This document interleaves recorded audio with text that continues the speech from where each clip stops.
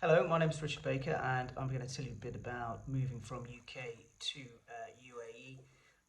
For context, I'm a British doctor, and I've moved to Abu Dhabi, and I've been here 2 weeks. The purpose of this video is to give you some advice on the things you need to organise before you go and when you arrive. Before you go, you will have a job offer, and whoever's employing you will help you with the documentation required to apply for an employment visa, which you'll get before you go, and you must get stamped by customs at immigration when you arrive at the airport. You need to send lots of copies of documents to your employer before you go, and the other thing you need to do is get the documents attested, which means that they go to the UAE embassy in London to be checked and their authenticity confirmed, and then the same thing occurs in the UAE and they go to the Ministry of Foreign Affairs here. Now, I would do that before you go and use a UK-based company. I used Vital Consular, which you can find online, and they will do the attestation bit in the UK, and then they'll courier them across to the UAE, and you can either pick up the documents there or have them sent back. Now, I used a company in the UAE to begin with, and the documents got lost on the way to the UAE, so I wouldn't do that. Use the UK-based companies. And that process does take a few weeks, and it does cost a bit of money. You know, something like £1,500 probably is what I spent on getting documents attested. It means things like your marriage certificates, birth certificates, any employment-related certificates.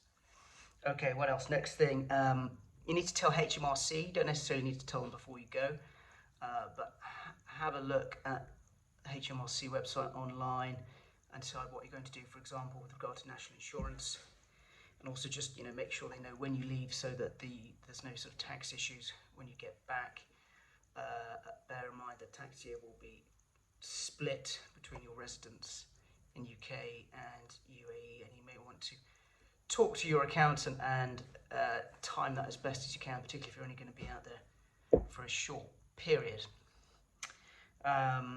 Okay, so next step is going to the UAE. You'll fly out there.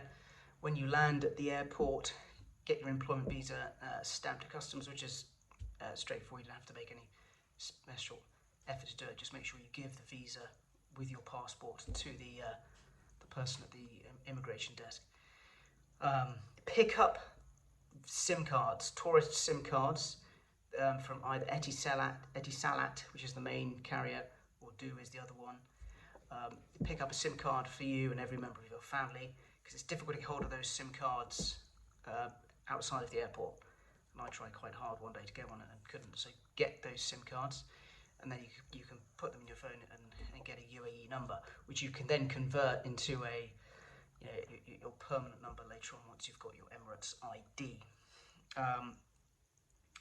You'll then be put up in a hotel, probably by your employer.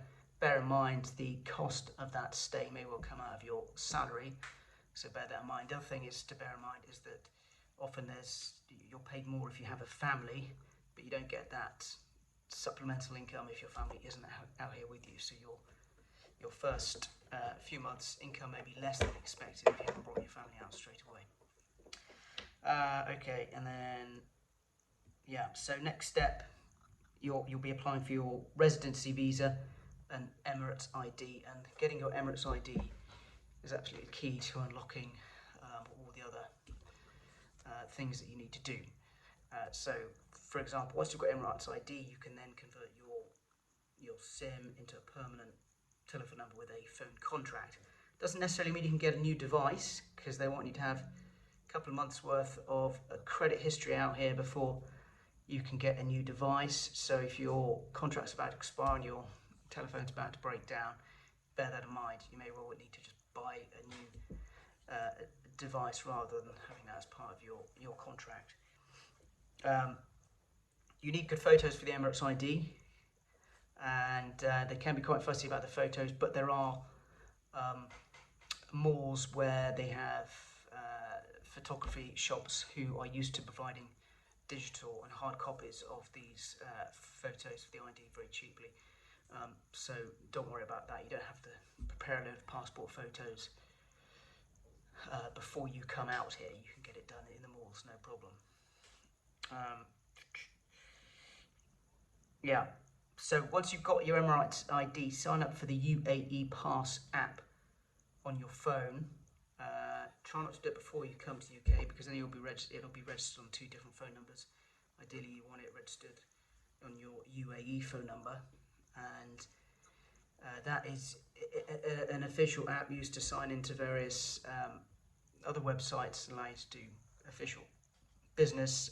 So get your UAE Pass app, and okay, once you've got your Emirates ID, you can then apply for your driving license, and you need your copy of your hard copy of the UK license. You don't need the paper one, but you do need the card,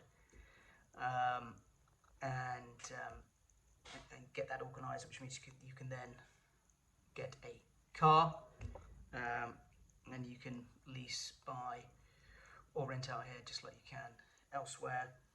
Bear in mind, not necessarily every car that you want is available, so if you need a car quickly, which you probably will do, you may have to be limited by what is available. The other thing is, if you do buy a new car, you want it to have GCC specifications rather than other specifications, i.e.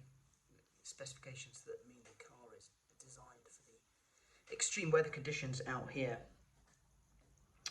Once you've got Emirates ID, you can open a bank account. You actually open a bank account before you've got Emirates ID, but it won't be functioning until you've got the ID. By the way, that takes about 7 working days to get the Emirates ID. Okay, and the residency visa, that came along in a few days. Okay. Applying for the residency visa for your family also only takes a few days, but you've got to get your residency visa first.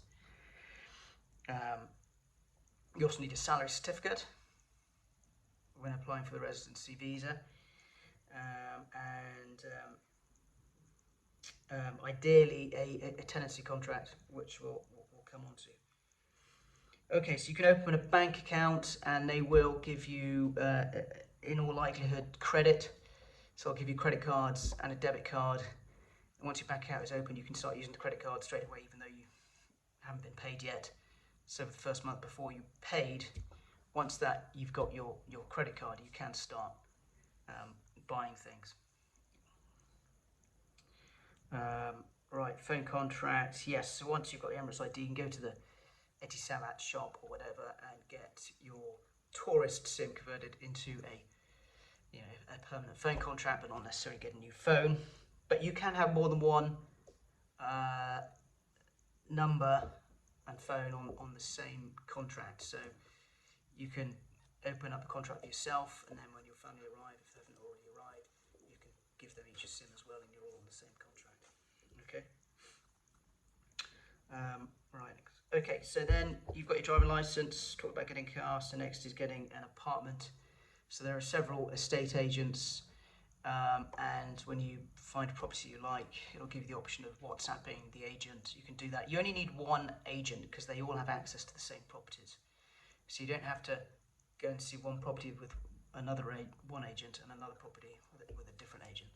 So just stick with the one agent that you like, and they'll take you around all of the available properties,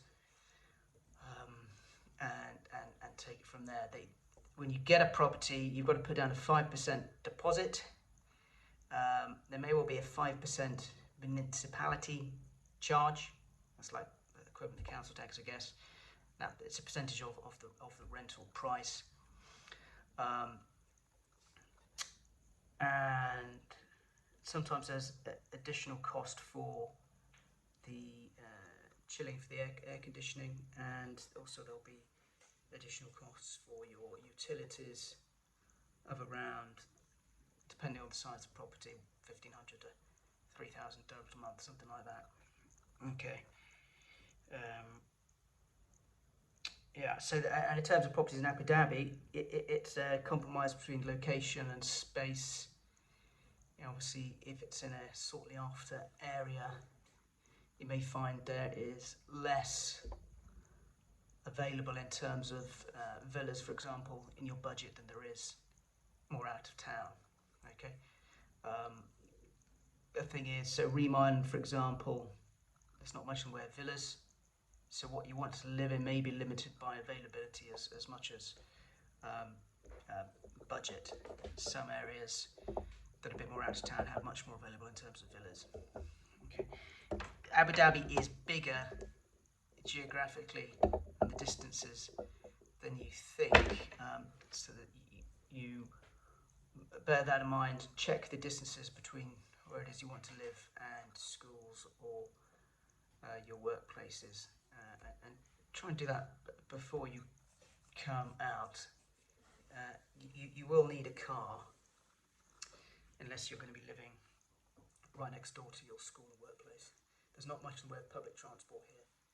Taxis are relatively cheap, but the distances are relatively large, so it all adds up. So I think a car is pretty essential. You can't really walk anywhere except when you're right in the downtown Abu Dhabi. They are big roads, and it's not like a UK high street. It's very different. It's more like America in that sense.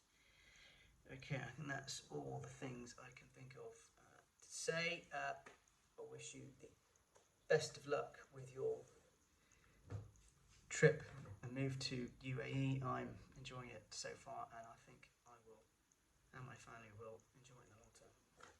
Good luck.